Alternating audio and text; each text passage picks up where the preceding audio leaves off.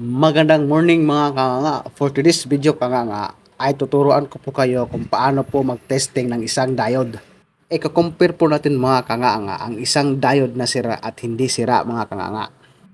So ngayon mga kanganga ay kukuha po tayo ng isang multi-tester para po malaman natin kung ano ba talaga ang diferensya ng bago at saka sira. So ating lang isisit ang ating multi-tester sa times 1 mga kanganga.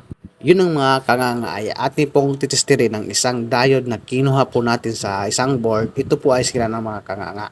Sa pamamagitan ng ating tester kanganga, dyan natin malalaman ang kanganga ang isang diode na sira kanganga. Kasi po, nagpapalo po siya patungong zero kanganga. Kahit balik-balik tayo mo pang tester kanganga, yung kanyang test probe kanganga, kahit balik-balik tayo mo kanganga, mayroon pa talaga siyang palo kanganga. So kung ganyan ang sitwasyon ng inyong diode kanganga ay kailangan mo nang palitan ng bago kanganga kasi nga pag hindi nyo palitan hindi po maayos ang iyong ginagawa kanganga. At yan mga kanganga, isa po yung bagong diode kanganga. Diyan po natin malalaman kung alin ba ang pinagkaiba ng bago at saka kasira na kanganga.